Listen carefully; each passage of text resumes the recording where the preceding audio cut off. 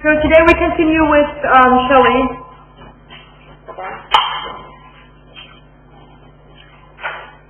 So we are going to continue with Shelley today. Shelley, as you know, is a romantic poet of the second generation. We started with looking at Wordsworth as a romantic poet. Wordsworth is kind of like a romantic poet for the first generation. Shelley, you guys remember anything about his life? Anything about him? What? It was a miserable life? It's not that it was a miserable life, but at least the way his life was represented during his life, or after his death, immediately kind of reflects the fact that he basically was a radical poet, right? Shelley lived a very short life. I told you guys last time. He died before his 30th birthday. He lived for 29 years. And there's a lot of history surrounding his death. Shelley, actually, in our book, we look at different kinds of identities for him. And each identity was formed in a specific way. We look at poems that kind of correspond to the different identities, or actually the different dimensions of identity. So, we looked already at Shelley's kind of airy poet, who's ruthless. There's an element of mystery surrounding his character. He's not grounded. He is a romantic poet that comes from nature and gripping the landscape, but it's not the landscape just like Wordsworth, a local landscape. More of the nature is not a local landscape, but rather it's kind of the natural forces of the universe. Remember? We said that Shelley kind of addresses things in a more, that are not grounded, that are detached from grounded reality. And that was actually, to look at his identity in that particular manner, the identity of a poet that kind of addresses the natural forces of the cosmos, the ruthless, mysterious kind of poet, is actually the identity that was edited by his wife, Mary Shelley. Remember? So she kind of presents him in that manner and left out the radical elements of his identity and character. And it was for political reasons. So to get his work published, because we all know that basically in reality in his lifetime, he was a very radical poet. He was a poet who was anti-establishment, both government-wise and religious-wise, to the extent that he was deemed dangerous.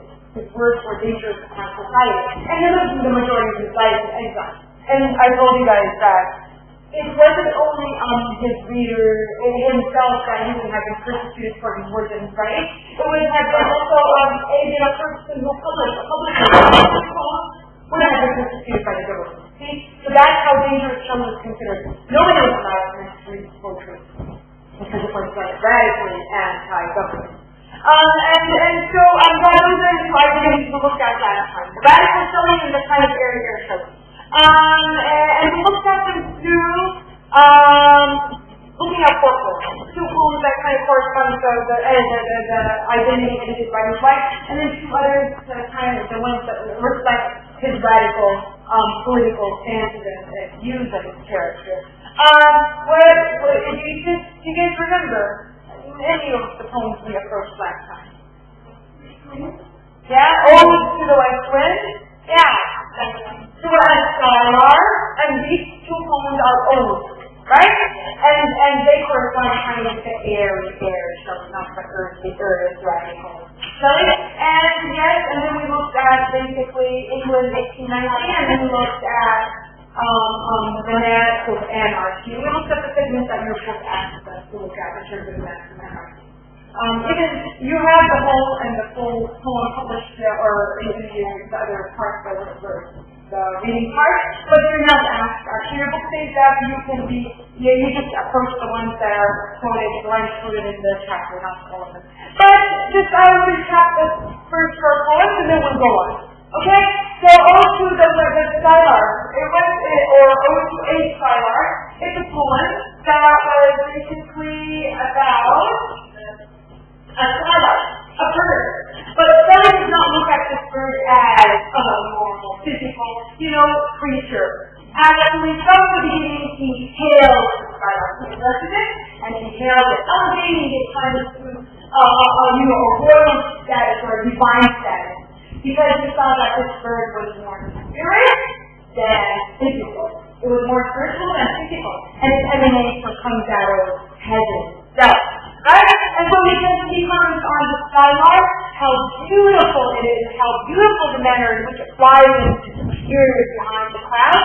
However, even after it disappears, the poet can hear and continue to enjoy the carols or the singing of the skylark that are so powerful. And basically, these are the sounds are what attract Shelley, and they can kind of compare the singing of the skylark to the two composed poetry by a poet, and to the way people also, human beings, express or feel love, happiness, and joy. Because he says that basically skylark expresses songs of happiness, love, joy. That is all immeasurable. He says that this, the level of love that it expresses, the level of happiness is just almost immeasurable. And then he adds the skylark and explores it to teach him how to express that happiness in an unmeasurable manner. But then he says that basically the skylark is able to express unmeasurable happiness, unmeasurable love, because it lives in oblivion to the fact of death. Right? Because he says that it's ignorant of death. It just doesn't know death. Whereas human beings, and the poet being one of them, we are mortals. And mortals, yes, they live a duality of happiness, joy, but then they also live suffering and pain. And they are aware of their enemies, death. So the fact you live the duality of, happiness and suffering, joy and pain, and the fact that we are aware of death makes the happiness expressed by mortals and by the poet itself. But limited. And the poet can never match the skylark's unmeasurable expression of love and happiness. Okay? And it's a very beautiful poem, actually. I love it. This is one of my favorite short poems. And so the idea is that, so the tone of the poem. The tone, do you guys see it as a happy tone, expressing tone, sadness? What is it expressing to the tone? How do you feel now after I describe it to you? Yeah, right? Yeah, exactly. It has note to it. And from reading the back of the study, we all know that basically the incident kind of watching and observing the skylark happened 2 days before he received the notice of the death of his daughter. And so death is in his mind, is highlighting his suffering actually on a personal level from death. And so we feel like it influences the idea or the theme in his poem. Right? Okay, and then we moved on to talking about the ode to the west wind. Basically, the west wind also, he addressed this direction. That's what makes it an ode. Because remember, I told you guys, an ode is a poem in which the poet addresses directly a person or an object. In this case, also an object. And the west wind is what he addresses. And he's not addressing the exception to the west wind. It's a wind that holds a specific symbolism. And that is to say, he views the west wind as the wind that brings upon change, the wind of change. Remember what I said about the poem? It consists of 5 stanzas. In the first 3 stanzas, the poet describes the quality of the wind. And the basic quality of the wind is that it's destroyer and keyword, destroyer and preserver.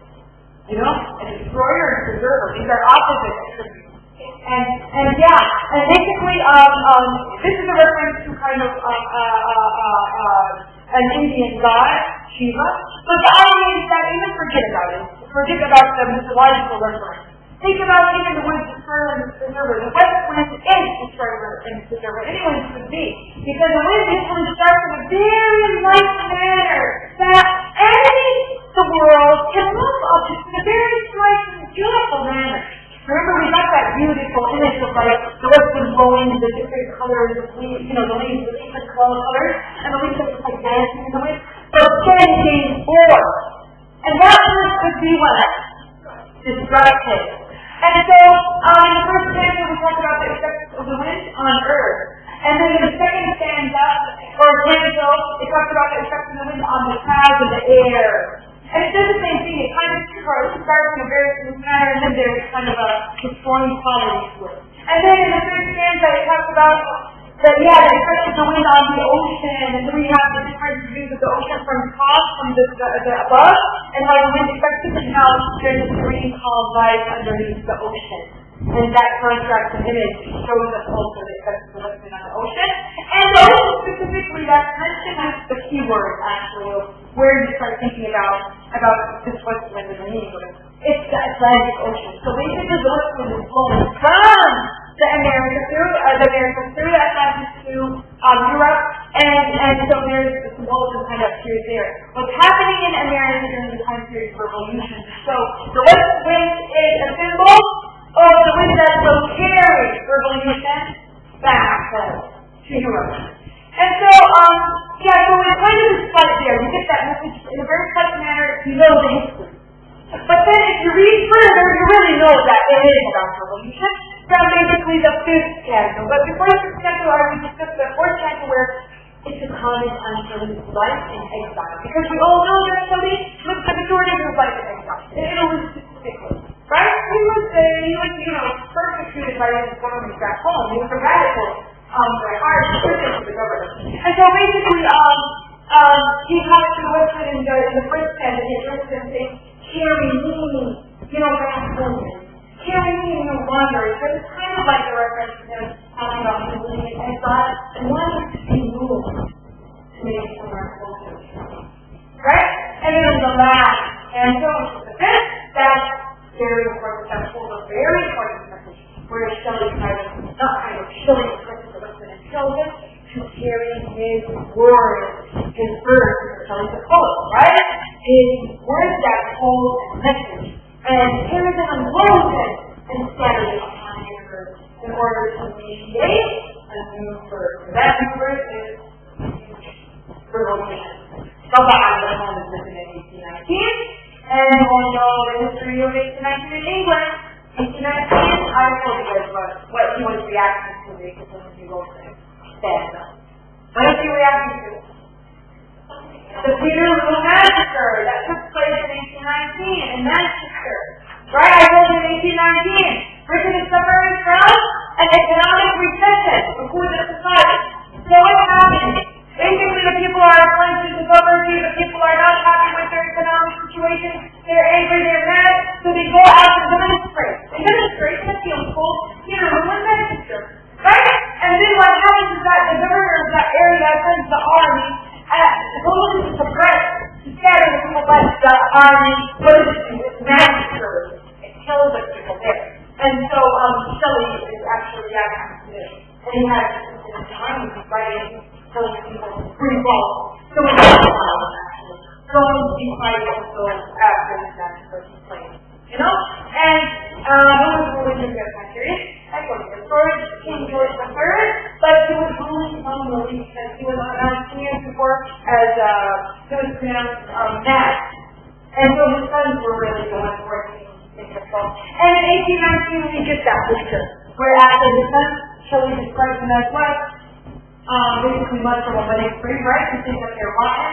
They are actually abusing the country, abusing the resources, right? Of the country, because they are leech-like. Remember that simile? The leech that stuck on the skin of the blood. And so he describes these creatures like that because they are abusing the resources of the country. So in England in 1819, Shelley is an angry, or creates the angry persona, who directly attacks all government institutions. He starts attacking the monarchy from the very start. He says that the monarchy is despised, the king is despised, and his sons are basically going under puppet force.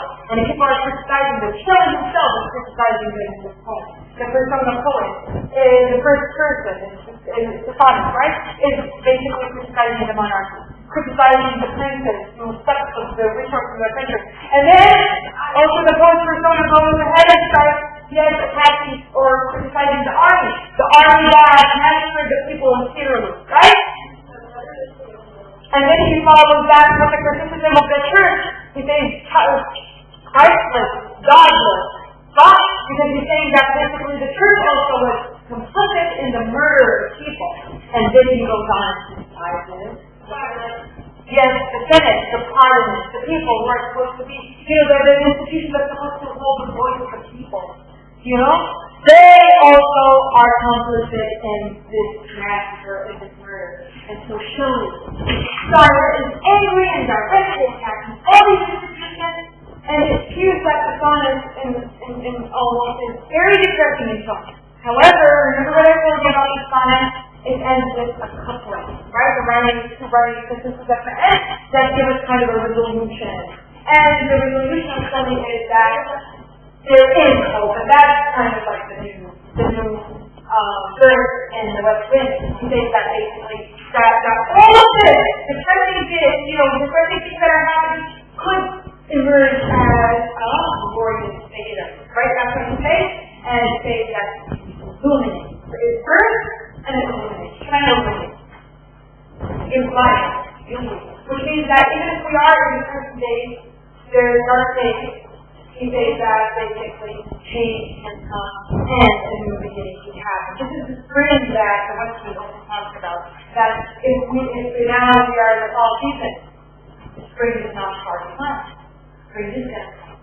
And also in the life of things, change could take place, but one and only one is living in the West would fight on. And that leads us to actually the massive anarchy. Remember, we looked at those lines of the massive anarchy with Shelley. That people direct. What is he telling the people? He's telling the people, if you just criticize the government with the things that keep people quiet, what will happen? You'll continue to be suppressed. You'll continue to be, the tyrants will continue to suppress you, and you will continue to be massacred. However, you say, and you use the metaphor of a channel, and you use the metaphor of what? The lion after slumber, the lion wakes up after sleep. He's saying that this list of answers inspires you to become as outrageous as a volcano was to erupt. Right? And so erupt like that volcano. Awaken just like a lion would awake from a slumber and roar. What? Revolve! And so, and he actually encourages the people for a revelation. He says that you are more than the but what is this line? I'm going to be difficult. He says they are few. You are, can you see it? You are many, they are few. I admire this sentence, like how he's encouraging the people to go out and not fear, the government. And so that's the army would have been suppressed by the government. Government would have never allowed these words to be published and read publicly. And we know that basically the master action was never published. It was actually it was published in a manner called Scribe Chief Ballot. It was actually kind of like printed on sheets of paper, and these sheets of paper were distributed among Scribe and underground people who were inspired by his work. And then, so that I just kind of recap. Wow, I did what I did last time almost in a very, I even elaborately did it all. To lead us to what we're going to start with today. So you see the Shelley radical. You saw him now. You've already seen also the Shelley that's concerned with the area kind of Shelley who's addressing the style art. But then he just had that kind of backbone because where the immortality, the mortality is going to be death. And then we looked at the West Wind as Shelley, the person who admires the natural forces of the universe, and also there's a political message there. We have these two kind of dimensions of we looked at two dimensions of his identity. We're going to further look at other also dimensions. Now, the next poem we're addressing is called To the Lord Chancellor. Did you guys read it? Okay, yeah, somebody read it here. Good.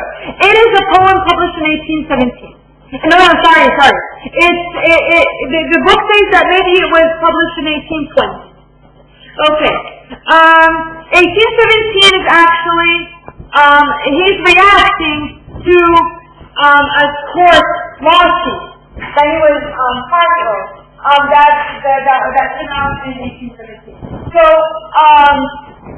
before I talk about the background information, let's just kind of, or the background biographical information, let's look maybe at who Lord Chancellor is, basically.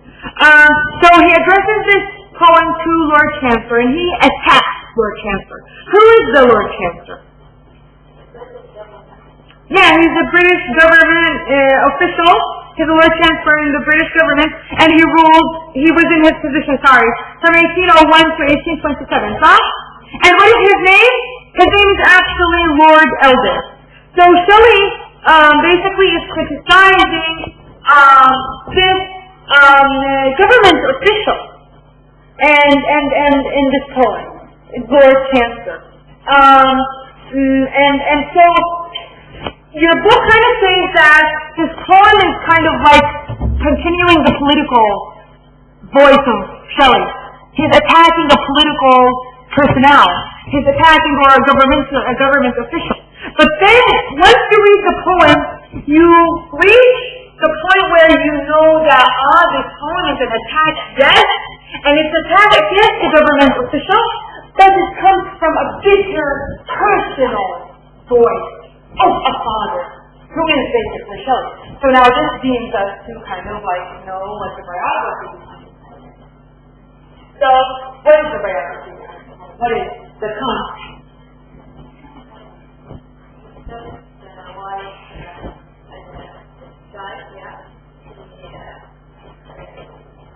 I want to read the first part of this.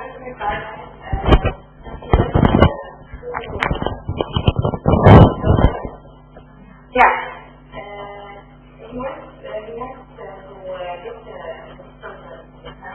Yeah.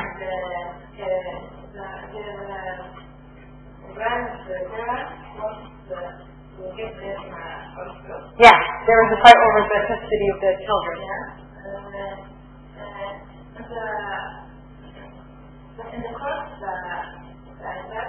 And you know what the Lord Chancellor, right? Lord Eldon.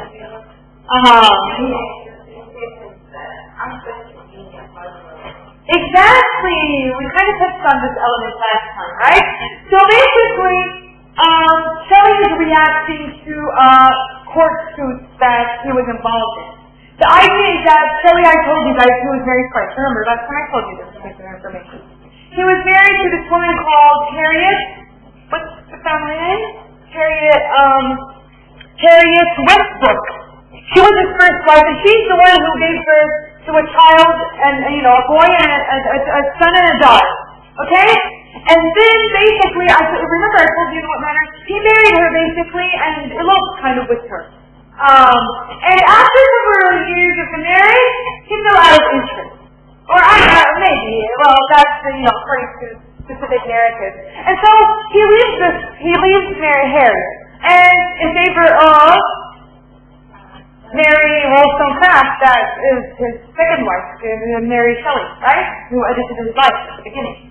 And so, at that moment, so he's living with Mary Wollstonecraft, and he has his wife whom he abandoned, and so the idea is that, according to the Protestant Church, he's not granted divorce. He's not allowed to divorce. He's separate from his wife, but he's not allowed to divorce. However, during that time period, his first wife commits suicide. For some reason. And there's different narratives about why she commits suicide. She's just like too depressed. And she leaves behind her children, right? At that moment, Shelley now gets to marry Wollstonecraft, who becomes Miss Mary Shelley, and he wants now to take his children and take care of them, just like, the rightful, let's say, rights of a father, Yeah, she died. She committed suicide. No. She actually committed suicide. He didn't kill her, not at all.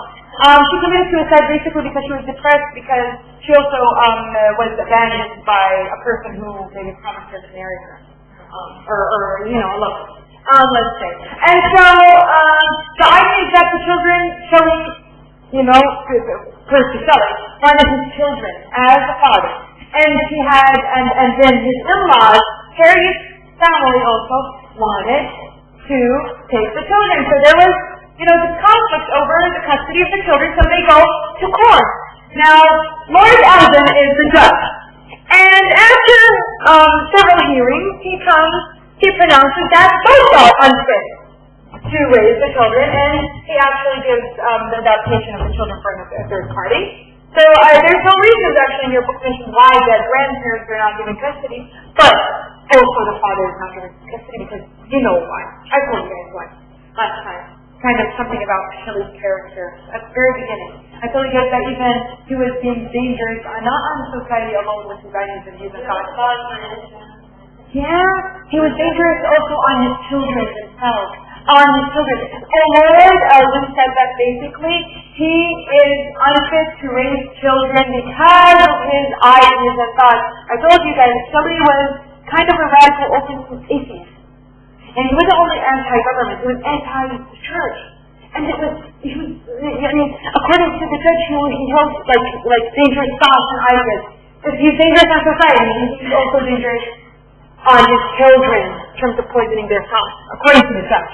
And that's why he was not giving custody to his children. So this poem is a reaction to not, being able to have his children. And that's why he criticizes Lord Eldon. So we're going to hear that. So what tone would it be, you think? It's a personal experience, yes? Nervous? Not just only nervous. He would be angry. This is the voice of a distraught father. A father who is not just angry and desperate. Both together. There's anger and there's despair. He is not allowed to have his children. Let's imagine if you guys are parents over here that you, by law, are not allowed to raise your own kids and have your own kids. Forever. Almost. So this is the voice of a very angry, very sad, very desperate Shelley. But so he criticizes directly the judge who actually may have pronounced him unfit to raise his children. Let's go into kind of how to feel of that poem. Read parts of it. The poem is on page 206, huh? 206. What I'm going to do is that I'm going to read stanza almost. I'm going to read till line 20 to 22, 25, okay? And then we're also going to look at the ending, okay? So you get a feel of the poem. Look at how the poem goes from kind of a general attack to becoming a very personal attack. Okay? And tell me, on what basis does Shelley attack Lord Eldon, this Lord Chancellor, at the beginning? And on what basis does he carry on his attack further into the poem? Nancy? Okay, I'm going to read. Are you all there on page 206? Oh. The country's curse is on thee, darkest crest of that foul-knotted, many-headed worm which renders our mother's bosom. Priestly pest, masked resurrected of a buried form. Thy country's curse on thee, justice souls, truth trampled, nature's landmarks overthrown, and heaps of fraud accumulated gold freeze loud asunder as destruction's thrown. And while at that shirt, slow face which ever stands, which the beck of mutability delays to execute her high command, and though a nation weeps, spares thine and thee.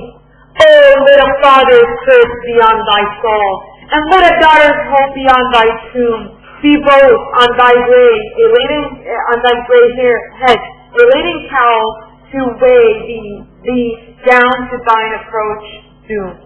I curse thee, by a parent's outraged love, by hopes long cherished and too lately lost, thy gentle feelings thou couldst never prove, thy griefs which the stern nature never crossed, by those infinite smiles of happy life which were a fire within a stranger's heart, quenched even when kindled in untimely night, hiding the promise of a lovely birth. And then I'm going to just go ahead and read the last 5 lines, or last 7 lines. Go to the last page, yes, where it says there. Yes, the despair which bids the father groan and cry, my children are no longer mine. The blood within those veins may be mine own, but tyrant, their polluted souls are thine. I curse thee, though I hate thee not. O slave, if thou couldst quench that earth-consuming hell of which thou art a demon, and thy grave this curse should be a blessing. Fare thee well. And so it's powerful poem. It makes me want to cry. Well, because I'm a new parent. Yeah. So, how now does Shelley actually launch his attack on Lord Chancellor? At the beginning, looking at the first two stanzas, he starts by what type of curse does he wish upon this man? It's the country's curse. And so you look at, he's kind of addressing this person in terms of what his position is and what he's doing to the country. And so his attack is on what basis? He curses him, and he asks for the country's curse to be upon him. Because, for what reason? You can get clues from the words here. He basically says, well, he describes him as a worm and as a pest. He describes him as just like insects, worm, do that, pest. Yeah? And so that's how he belittles this man, this Lord Chancellor. But he attack him on what basis? He says that the country's curse should fall on thee, he says, justice soul. So this is the man, he's the judge. He's supposed to achieve justice. And so he says that justice is sold. And that's kind of a reference to what? When justice is being sold. Yeah, he's not fair, he's not achieving justice. And what else? Justice is sold. That's kind of a reference to corruption. In a specific type of corruption. Let's look at other words. Look, and he supplied accumulated gold. Justice sold. It means that he's kind of having this man on the basis that he's saying he's corrupted. And he's saying that he may be the man who's accumulating wealth from his position, which means he's taking bribery. Bribery. Okay, so he's accusing him and attacking him on the basis that he's a corrupted government employee. Right? You don't get a personal. You feel like, yes, this is a continuation to showing, criticism of the, institutions of the government. It's kind of like a general attack on a corrupted institution in the government, right? And the person specifically, it's Lord Eldon. And so that's how he starts with his attack. It's very general. It's like attacking or criticizing basically a government official. But then it gets what? Very personal. Once he says in the third stanza, fourth stanza, oh, let a father's curse be on thy soul, and let a daughter's hope be on thy tomb. And then he says, I curse thee by a parent's outraged love. And so, from there on, basically, the criticism is on the basis that Shelley feels bitter and angry and desperate to the distrust of it, who curses this man, who curses the judge for separating him from his children, curses him for taking away that feeling of parenthood, his right to raise his own children. Right? There, where he says basically, by a parent's outraged love, by hopes long cherished and too lately lost. Shelley had hope after he separated from his wife. He wanted to have custody of his children. And after she committed suicide, that was his chance to take in his children. So he had these hopes of raising his children. But then, because of this pronouncement, these hopes are lost. And he continues basically with this bitter tone. Sad, he fluctuates from sad tone to kind of an angry, criticism tone to kind of, he's a distressed father. He's just so sad, so angry, so desperate for losing the right to raise. Yeah, because basically there was a ruling, and by law, he's not allowed. He's prevented from having his children, and thus he's prevented from kindling, that parent love with his children, raising them, sharing with them moments of love, moments of good and bad moments, all moments, all experiences a person can have with a child, with their own child. And that's why, so like, for example, in line 30, he says, by all the happy see in children's growth, that under undeveloped flower of budding years, sweetness and sadness, interwoven both, source of the sweetest hope, the saddest fear. He had all the hopes of, having experience with his children, just like everybody else. Experiences the good, the bad, the sad, the happy with his children. But in this case, he was rendered what? Childless. And he says, like in line 35, I like that line, see where he says, "Oh, wretched ye, if any ever were sadder than orphans, why not fatherless?" See those lines?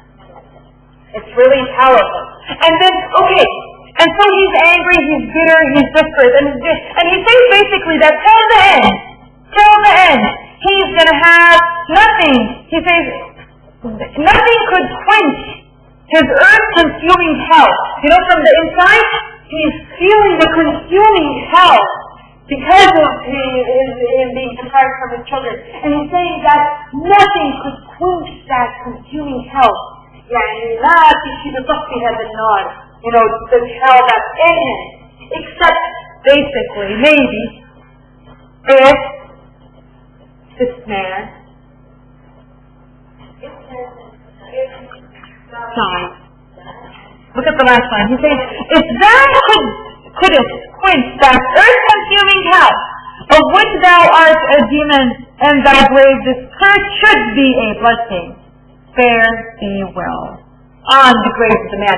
So he's going to continue to curse him till his death. And, he visits farewell forever. Okay, so this is different. This is a different Shelley than the first, Shelley that we approached, the airy air Shelley. Right?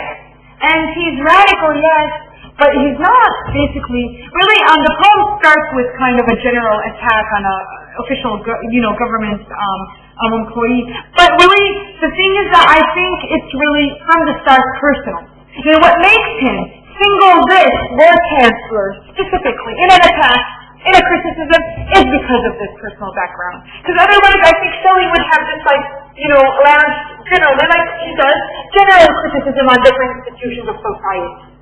You know what I mean? But to single out this man specifically is because of the personal issue he has. And it's rightly so. He's a parent. He's not, he's a parent deprived from his children. There shouldn't be any reason for any, unless a parent is really dangerous physically, mad was to murder a child, unless, that would be a case, why to deprive a father from expressing love to his children, depriving him from parenthood. Okay? Do you guys have any questions about this poem? This is going to lead us now.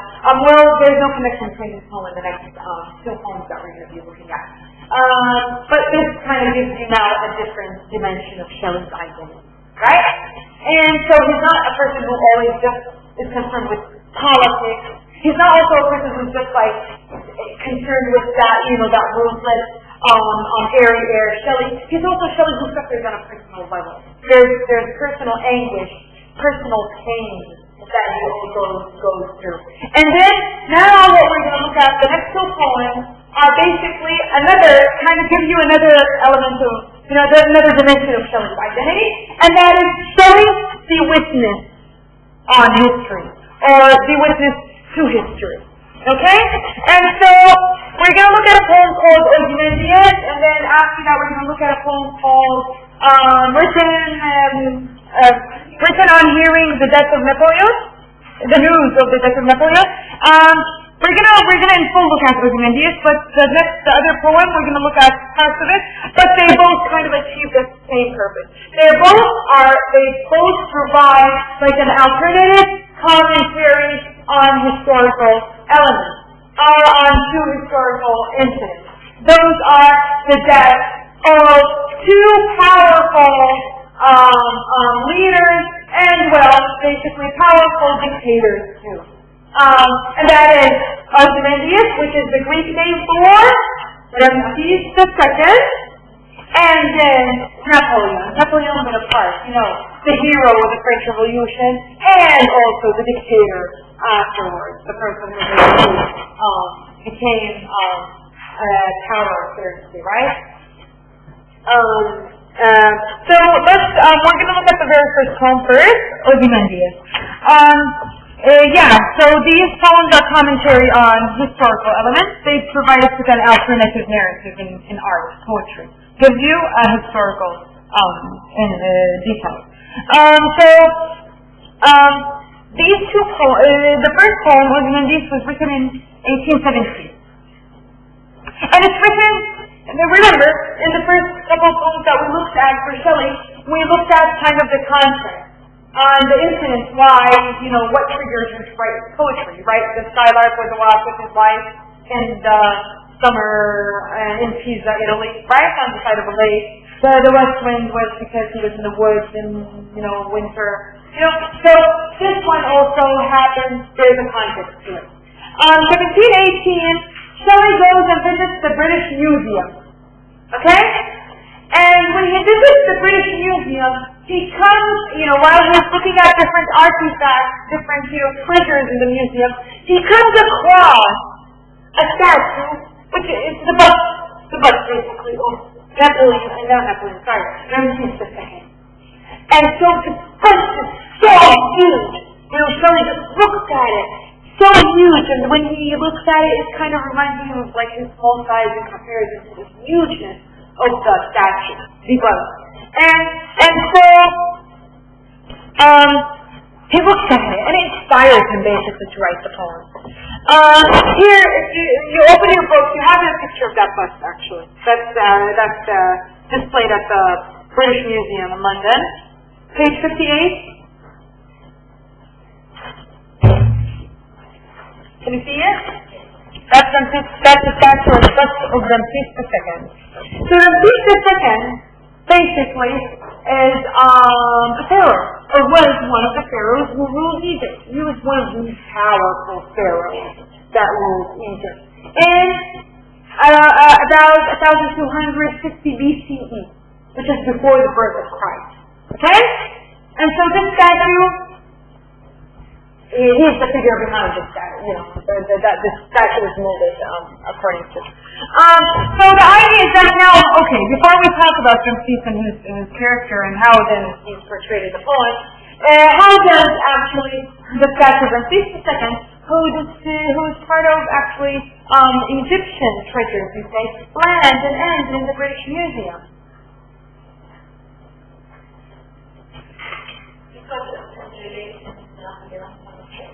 Yeah, not relation. Actually, remember, Napoleon Bonaparte goes to Egypt on what was supposedly a scientific kind of expedition. It's part of the colonial enterprise, right? Napoleon. So he goes to Egypt, and his army basically takes. I don't want to use another word. They take this statue from next to Ramses, the actual Ramses II's tomb. Next to the pyramid. And so, even when they take it, see how heavy it is that they could not even move it, that they have to puncture a hole in it. Here? Yeah, to be able to drag. Okay, well, we're talking about this, and I'm going to start talking about how this is supposed to end in France, but how does it end in France? In the British Museum. Basically, remember that Napoleon, the kind of 10 or 12-year war that takes place between Britain and France, and it kind of ends, I think, in 1812. It ends with the defeat of Napoleon in Britain in Waterloo, basically, right? And so the British acquire the bust of Ramses II as spoil of war. Spoil of war, those? So it's and so basically, instead of this bust ending in the Louvre Museum, because initially Napoleon wanted to do that, he had the project of having the Louvre Museum, it ends in the British Museum. So it kind of also is a symbol of the ascendancy of England as a superpower. Right? It has that. It has that what do they call it? It reflects that.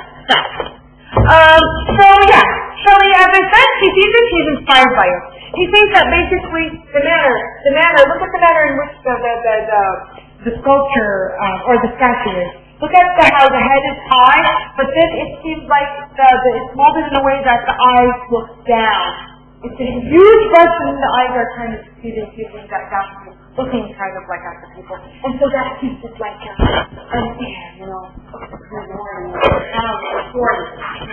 authority, looking from up down to his people. It reflects that power actually the actual historical figure has. And so, Ramses II ruled during almost 1200 BCE, 1250. So he was a powerful pharaoh that ruled Egypt. He didn't rule only Egypt, right? He ruled far beyond the land of Egypt. He went into the land that's called the Fertile Crescent. Okay, that's not, what do they call it? So he ruled a lot of parts of the Middle East. The Syria, Palestine, Lebanon area. And so he had immense power over that land. That's the idea. He was power. He reached a very high level of power that was immeasurable, almost. But this power all came to an end. All the authority, all the power that he had in him came to an end because simply he died.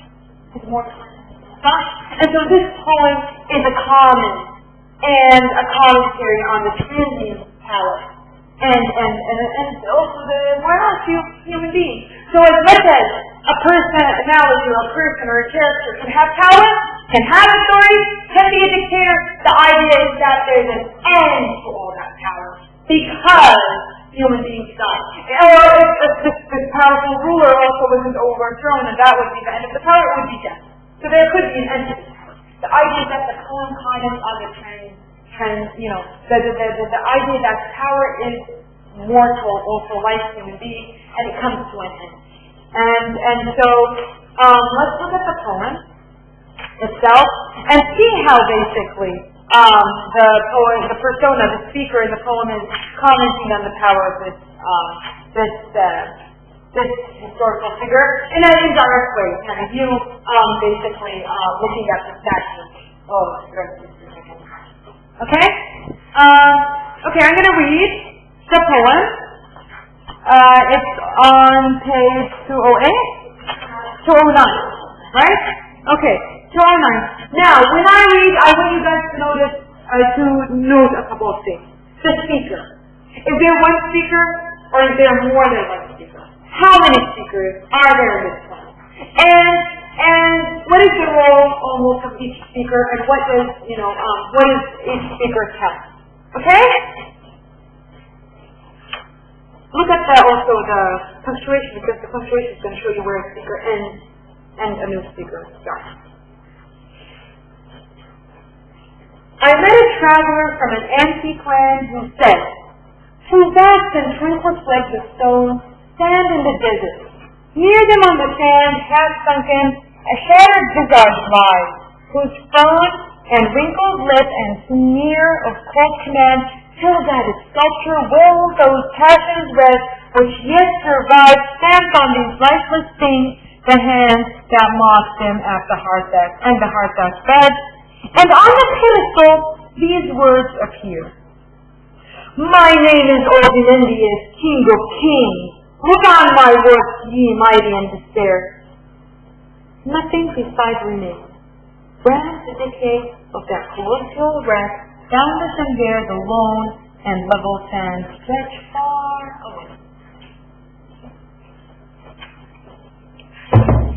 Okay. So how many speakers do we have in this poem? Somebody said 3. Okay, somebody said 2, but 3, yeah, who are the 3? Okay, you said 3 here, right? It's not? Zahra. Okay, so Zahra, who are the speakers?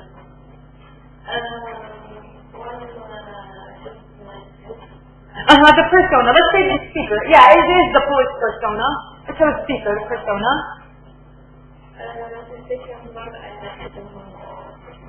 He tells a story, and he's a traveler. We hear the direct words of Ozymandias when he says, I am Ozymandias. That's the first person. Yeah, I get its inscription on a pedestal. Do you know what pedestals in Manasa?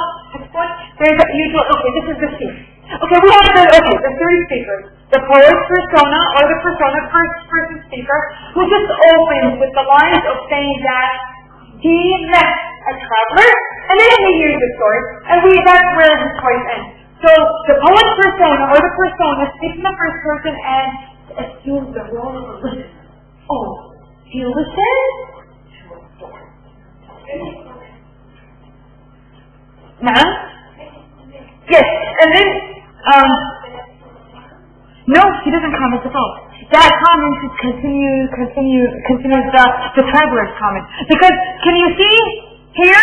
It says, I met a traveler from an antique land who said, then you have quotation marks here, and when does the quotation end?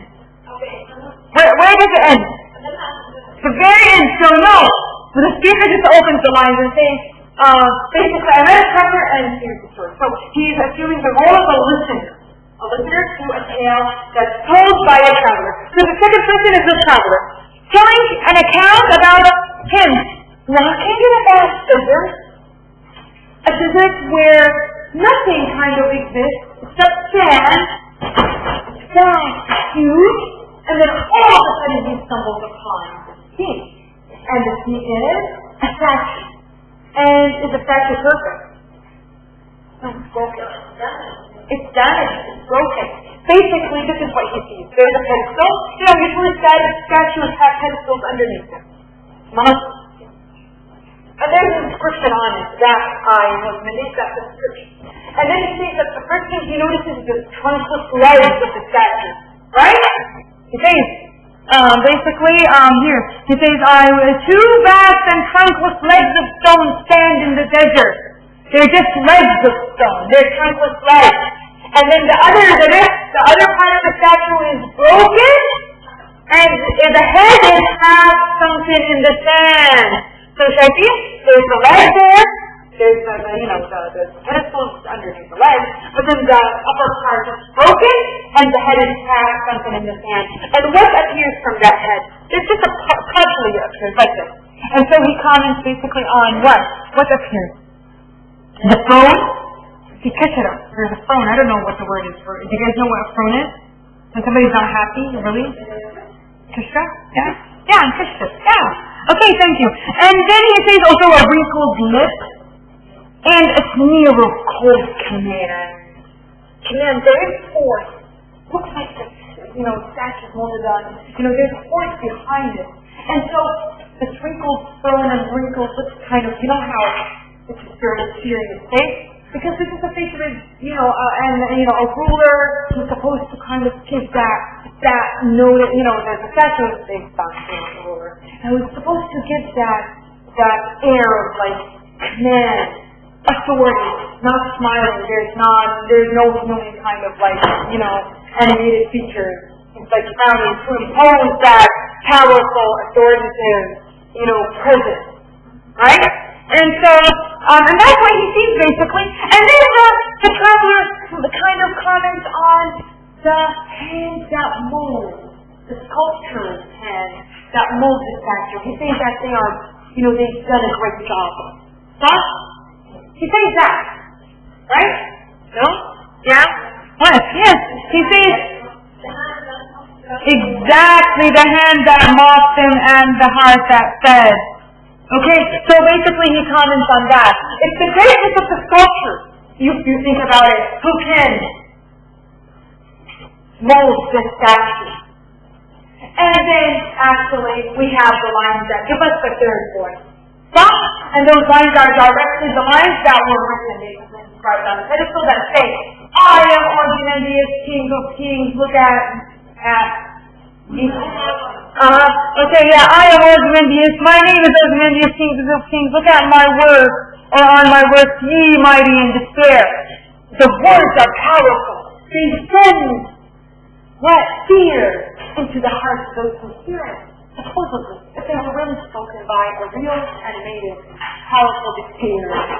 But the thing is, and so those are the words on the pedestal, and then the traveler says that, and nothing remains. What remains is this decay and suspense and empty.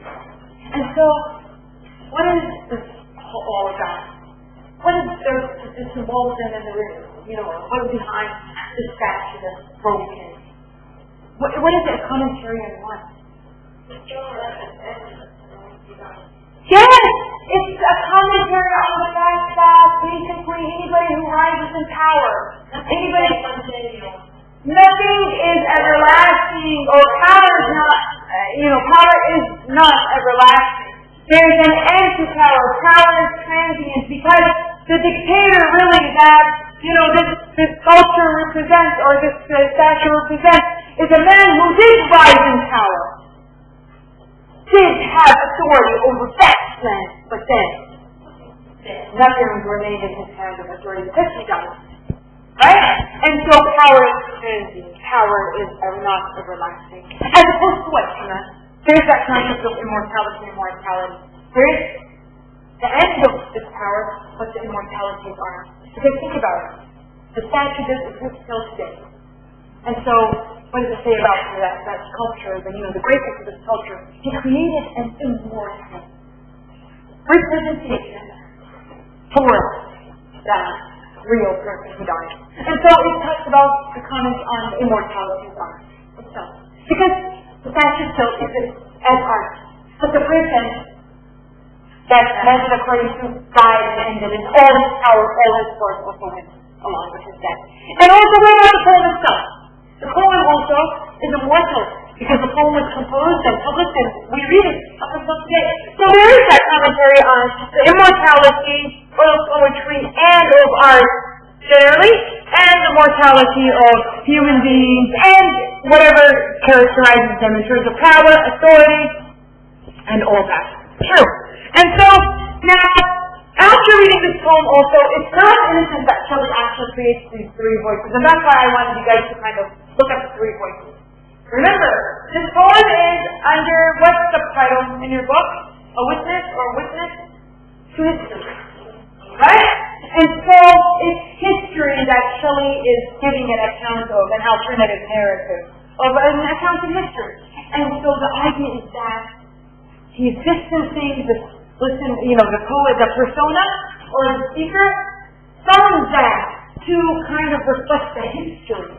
So the persona, there's that speaker through a speaker and then a speaker, we reach the immediate history. You know what I mean? So there's a distance. He wants to portray that distance he has with this historical figure to give that element of history. So you can feel history in the poem itself.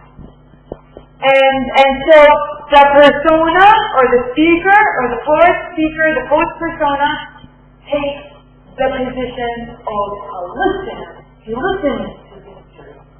See? Listener. Observer, or, listener, observer, or a witness. So this actually participated in. Not like England 1819. Attack, and he's personal, and he's charged, and he's in it emotionally. This one, he writes it, but now, it's just a political, it's a historical poem. But do you see anything political in it? There's no that direct harsh attack. But, why is he writing this? Is it really for no purpose that he's writing this at this specific moment?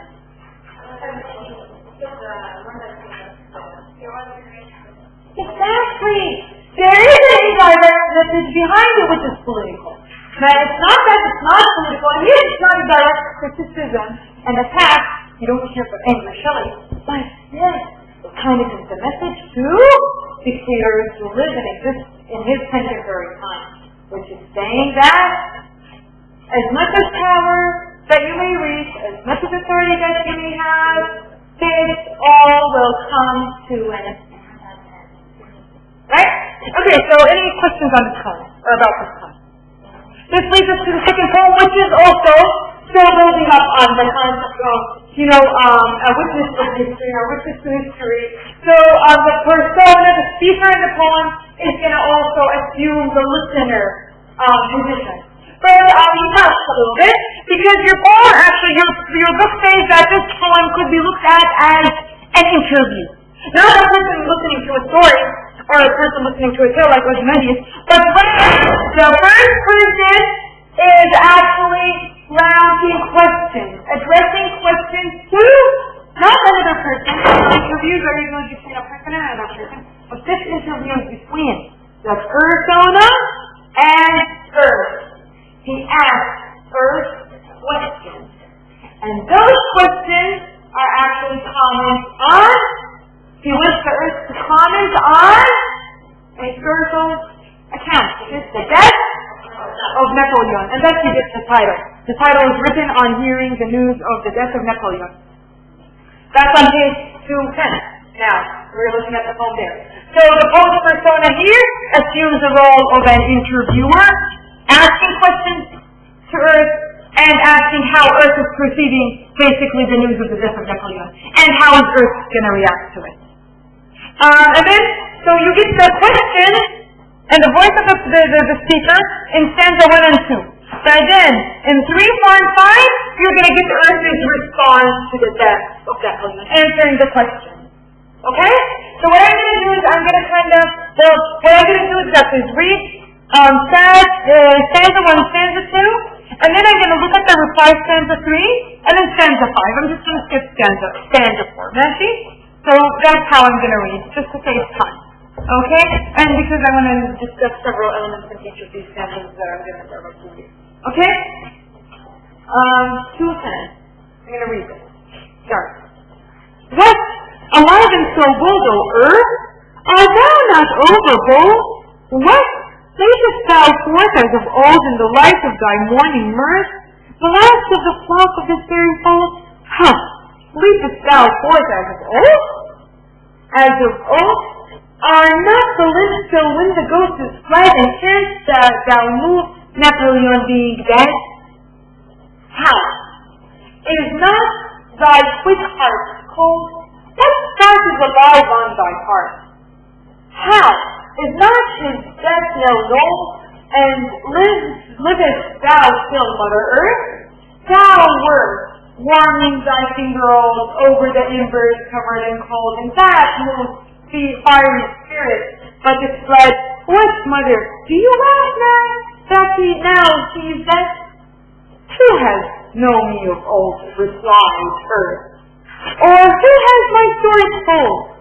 It is thou who art overbold, and the lightning of scorn laughed forth as she sung, to my bosom I fold all my sons when their knell is knolled, and so with living motion all are fed, and the quick spring like weeds out of the dead.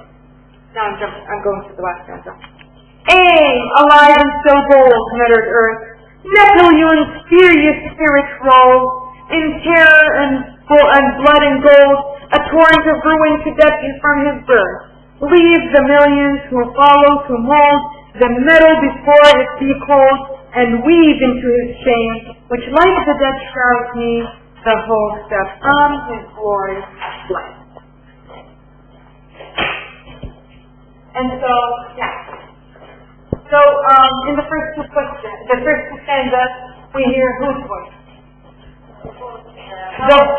The poet himself, and he's addressing directly Earth. From the very sentence, he says, "What alive is so bold, O Earth?" So he's asking Earth, are you still alive? Kind of a rhetorical question to Earth.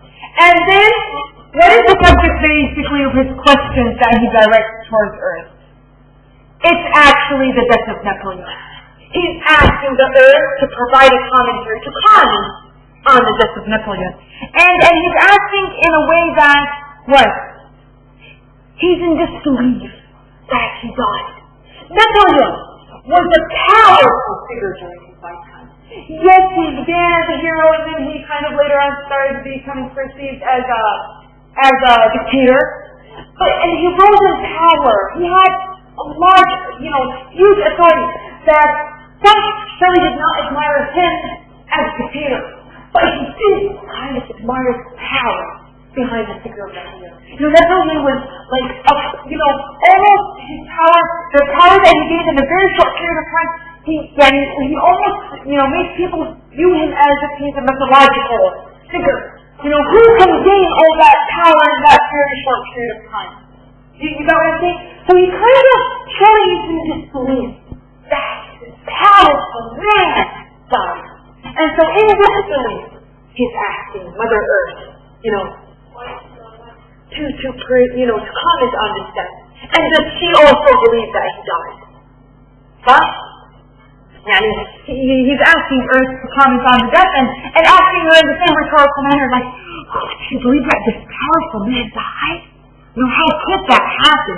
You get that from actually when he says, are not the limbs still where the ghost is spread and canst thou move, Napoleon being dead? When he says, how is not his death now annulled, though livest thou still, Mother Earth? It's like he just does not believe that this powerful, great figure died. Okay? And so, what does Earth reply? How does Earth reply to his question? First, a rhetorical question, the fact that, could Napoleon really, really die? Like that. And how does she perceive the death itself?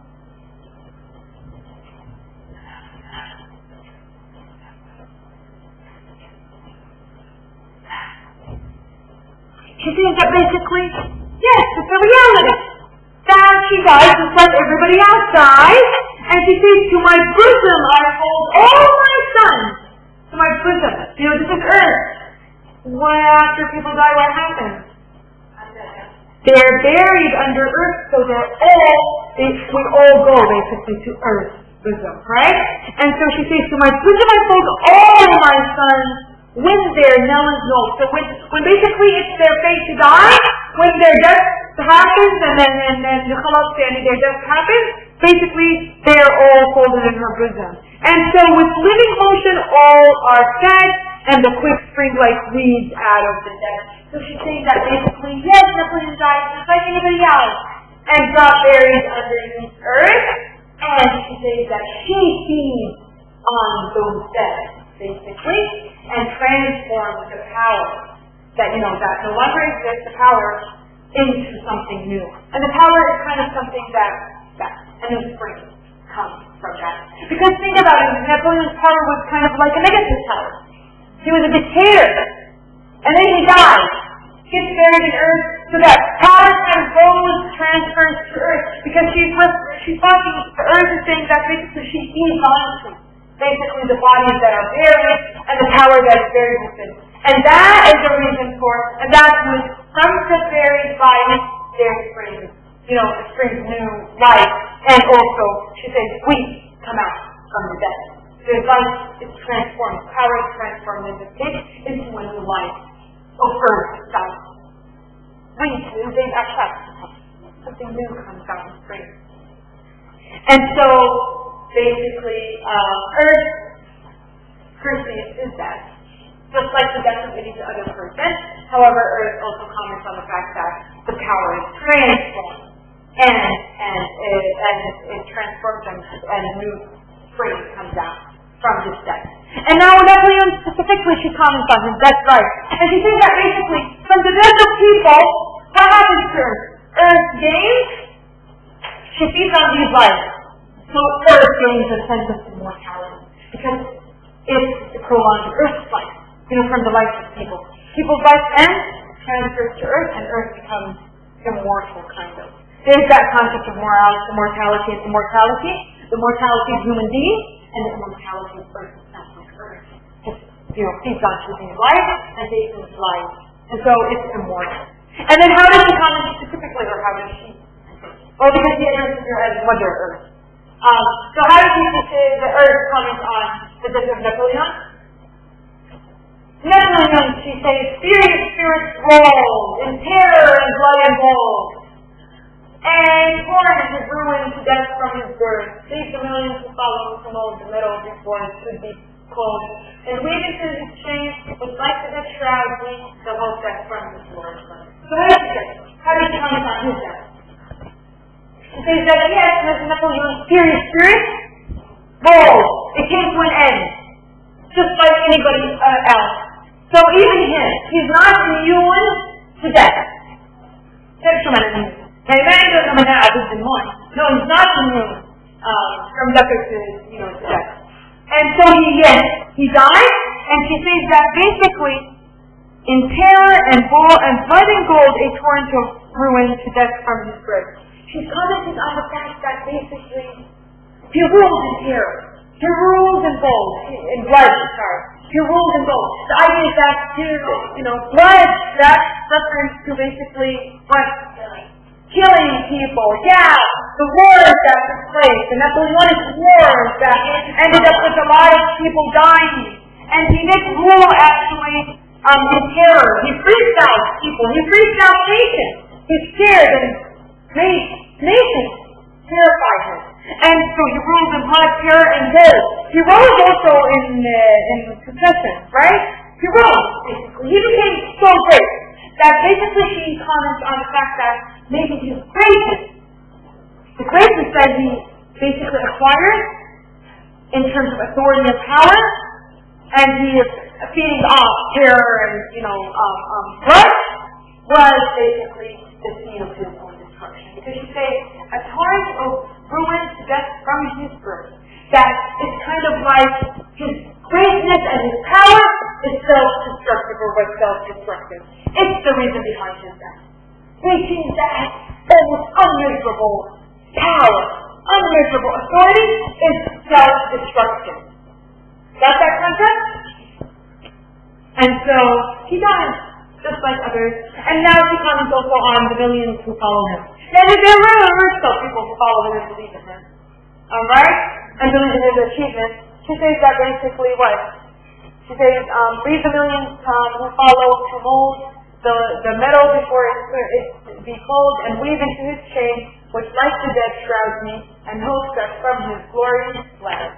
And so what is she saying? She's commenting on the fact that he is dead, there is an end to him, his followers now should be aware of his shame, maybe shameful legacy, and something new should emerge from his death. A new hope, a new beginning. They should learn lessons from the death of this dictator. And so see, usually Shelley's lines at the end are kind of end with the help, optimistic kind of hope, right? Something new, some hope. The hope that's from his word. Okay? So it's an optimistic kind of ending where people should learn lessons from the death of this dictator, this powerful person. Power is transient. It's not everlasting. Okay? Okay. So now we move from Shelley the witness to the spirit, the observer, the listener, to now the last poem that we're going to look at for Shelley, and it's called Now Blank. Now blank also gives us kind of a different dimension of Shelley's identity. However, I see it as a dimension that connects to the very first, which is Shelley, the airy air, the person who talks about the forces of the natural universe and of the natural, forces in the universe, the power. And as you'll see, that's how I see this poem. Now, once we read it, you'll see maybe that also. And so now, do you guys have questions on the previous poem? No? Okay. So now blank, actually in your book, is labeled or is put under or included under a subtitle called what? A life in pursuit of the ideal. So romantic poets, basically, we're always in search for the concept called the ideal. What is ideal? Ideal. Perfection. So ideal is perfection.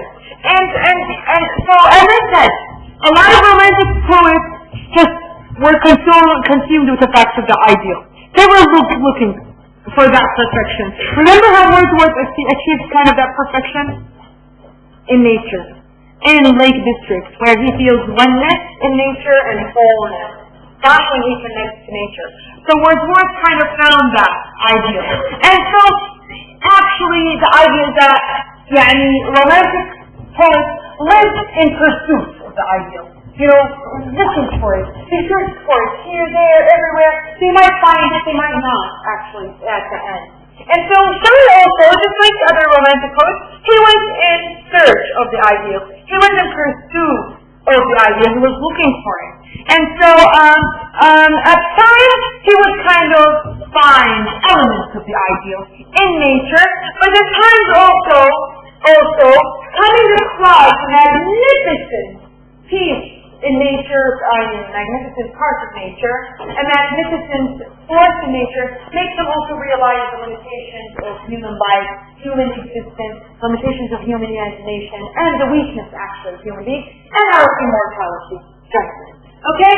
So, this poem, Mount Blank, was composed in 1816. It was composed while he was on the tour, or it was based, the composition of this was based on an incident of him coming face to face with Mount Blank.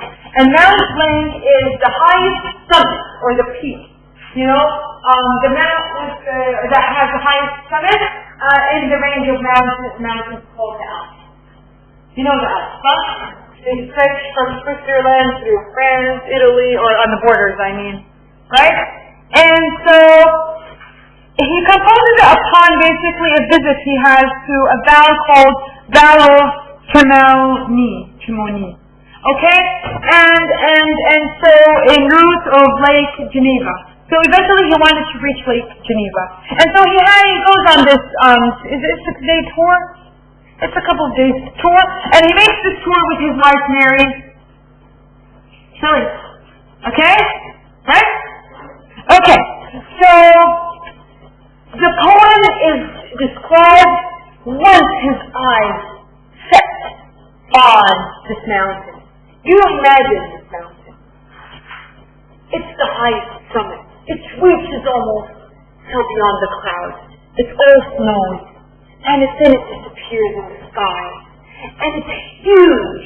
It's magnificent. It's great of a scene.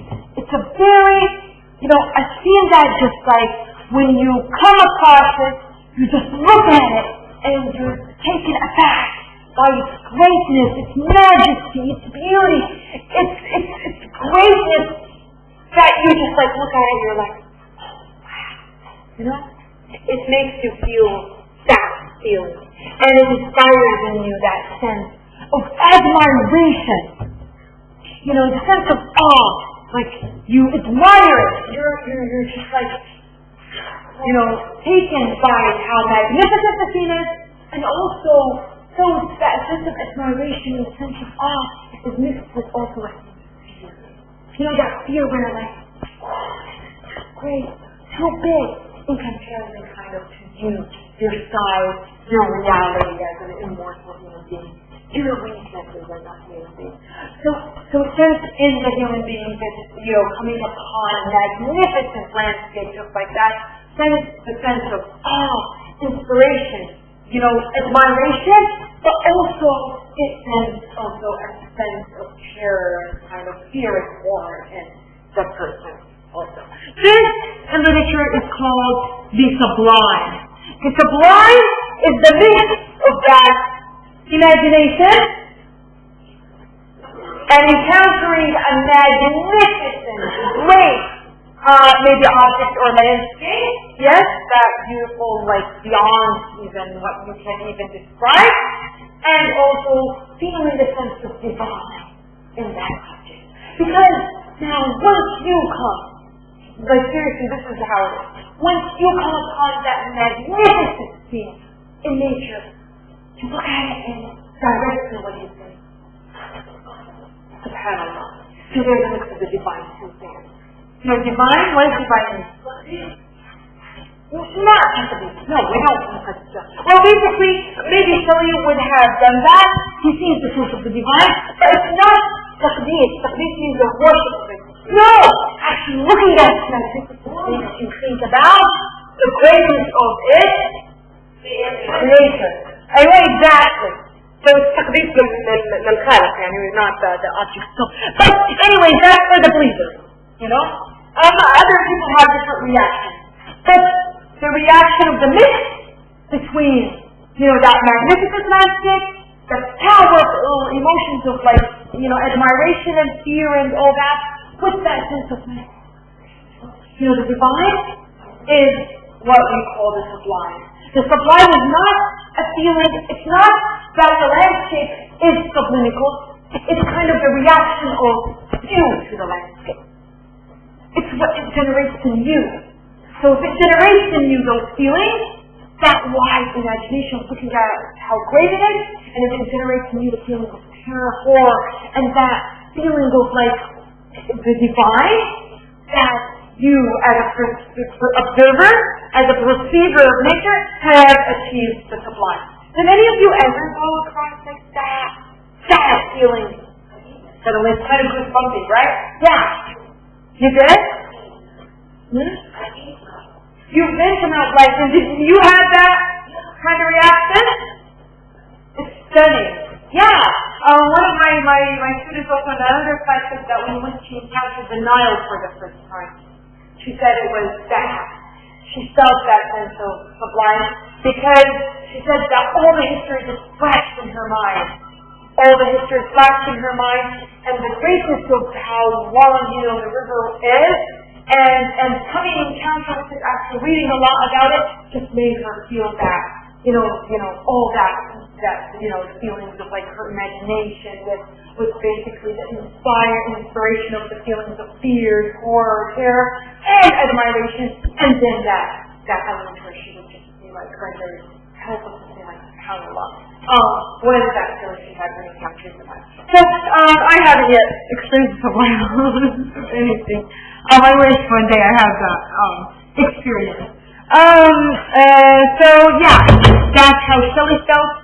That actually happened how also his wife felt when she encountered it. And that, in the opening of this paragraph, it starts with a description of how description Shelley wrote, actually. It's just a prose account of how he felt when he encountered it. And then there's a description of how Mary Shelley also was inspired by this particular scene in her novel. Remember I told you guys she wrote a novel called Frankenstein. And so the opening scene in Frankenstein actually, or the scene where Frankenstein appears, is behind that mountain. So it's inspired them both to write. And so not only that the mountain itself and its majesty was, it took, or attracted Shelley, also there's that lake or that river that cuts through the mountain. Did you see that? The river R, right? Yes, it feeds into the lake. The river feeds into the lake that it ends with Lake Geneva, I think. So the idea is that also that river that cuts through the mountain, she's standing before the mountain, she's looking at this river that's also flowing forcefully from up to down. You imagine that, how forceful the river would be. And also how the river next to it seems like, where is its source? Where does it come from? From the sky. Because that mix of clouds and snowing and all from nowhere. Yeah, it's magnificent thing. And so it's all inspired him in the poem. Right? Let's look at the poem itself. We're going to look at the first stanza. We'll talk about the other stanzas with different stanzas, but then we'll look at the last stanza too, so you get the feel of the sublime that Shelley is describing in his poetry. That's on page 12. Yeah. So the poem consists of 5 stanzas. You see those stanzas, right? The first stanza is shorter than the rest of the stanzas. Okay? Now, the first stanza is very important. The way Shelley actually describes the nature there in the very first line is kind of, the whole poem kind of comes back to this line. Okay? So, to make sure you fully understand the first line and the first stanza to be able to understand the ideas Shelley's trying to talk about in the other stanzas. I'm going to read the first stanza for you guys, okay? That's page 212. The everlasting universe of things flows through the mind and rolls its rapid waves, now dark, now glittering, now reflecting gloom, now lending splendor, where from secret springs the source of human thoughts its attributes brings of water, with a sound but hath its own, such as a feeble brook will oft assume in the wild woods among the mountains lone, where waterfall around it sleep forever, where woods and winds contend and a vast river over its rocks ceaselessly bursts and rivers. And so, from the very first start, Shelley's looking at the mound. Yes, he is addressing the mound in its sublime majesty and its beauty, but he's looking at the whole of the universe surrounding him, the nature surrounding him. And he starts with this line, the everlasting universe of things lost through the mind.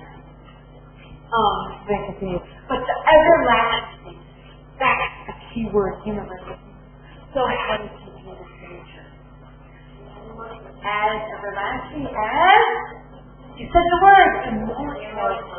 See, this is the, remember, you shall usually comment on immortality and immortality. This is immortal.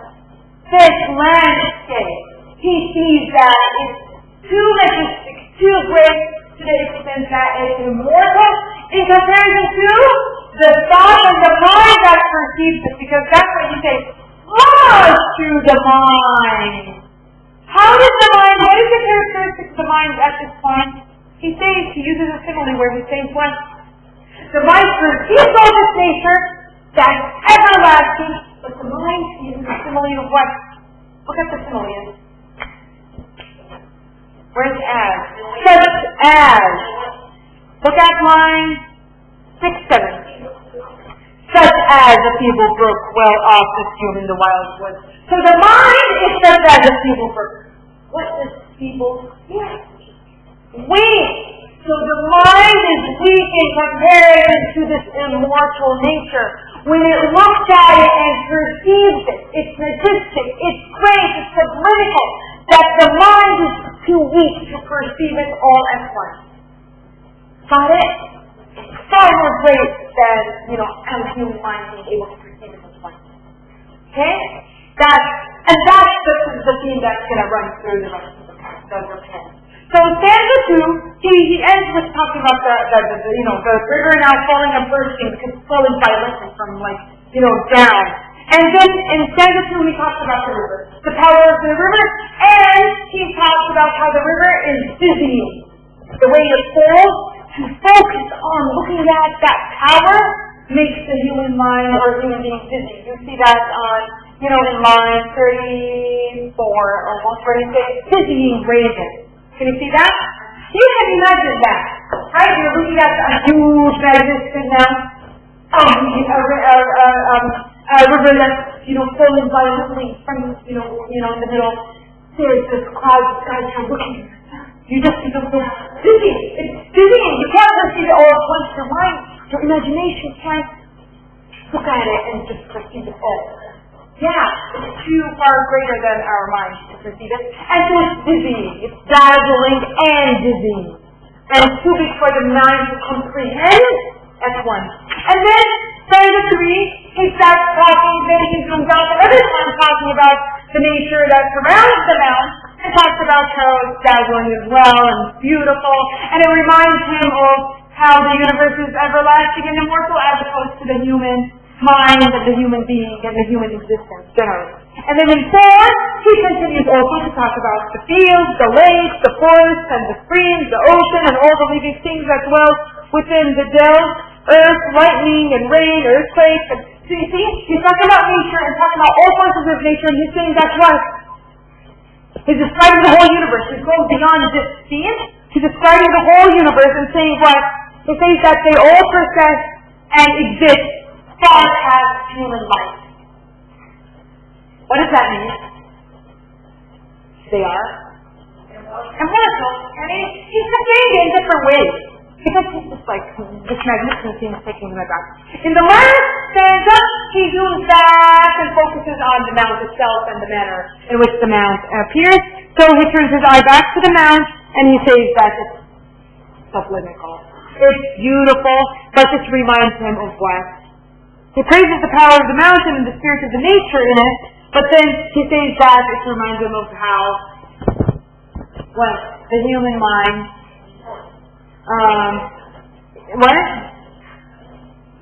how the human mind basically is feeble, weak, can't perceive it, and can't comprehend this landscape all at once. So we kind of perceive, we should take it in, like, piece by piece, because we can't perceive it all at once.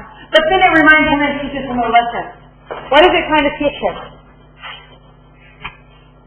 Actually, being in this scene teaches him how to enjoy and will come. Isolation, solitude. Isn't that a reminder of Wordsworthian solitude, Wordsworthian isolation of nature? That's what the feeling is. Okay? And so, we're done with the Shelley, and you guys can get your company right now.